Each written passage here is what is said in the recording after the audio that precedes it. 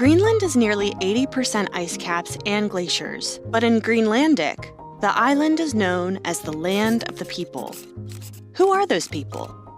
The first people to live in Greenland were the early Inuit, who traversed the frozen strait between the Canadian Arctic archipelago and what is now Nuuk, Greenland, about 5,000 years ago. At least 6 different Inuit cultures are believed to have made the journey, the most recent having arrived about 1100 CE. The first Europeans to colonize Greenland arrived from Iceland and Norway about 986, led by the Norwegian explorer Eric the Red. In order to convince more Norse settlers that the island was a fertile place to live, he called it Greenland, a name that couldn't be further from the truth.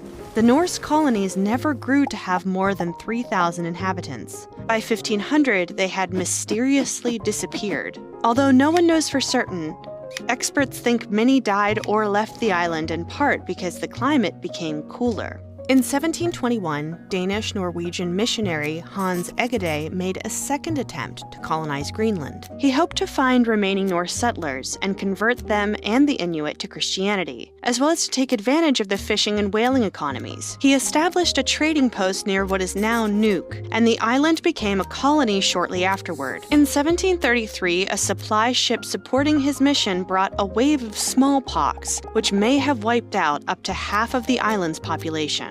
It wasn't until 1953 that the newly formed United Nations pressured Denmark to change Greenland's colonial status in the wake of World War II. Greenland was granted provincial status, which gave Greenlanders Danish citizenship and representation in the Danish Parliament.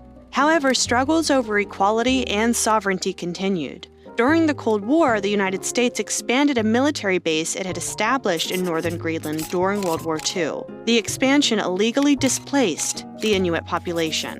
In 1979, Greenland held a referendum that resulted in the island officially becoming an autonomous territory. It established a local governing body and elected a parliament, which elected a prime minister. In 2008, Greenlanders voted by referendum, this time for self-rule. On top of the local governance system, this act further solidified Greenlanders' right to independently govern domestic issues like mining and use of natural resources. Denmark still controls the island's foreign and monetary policy and contributes to Greenland's national budget. Today, about 56,600 people live in Greenland, and 9 in 10 are of Inuit descent. The island's full independence could be achieved by referendum and with approval from the Danish Parliament. Both Greenland's and Denmark's current prime ministers have said they are open to independence.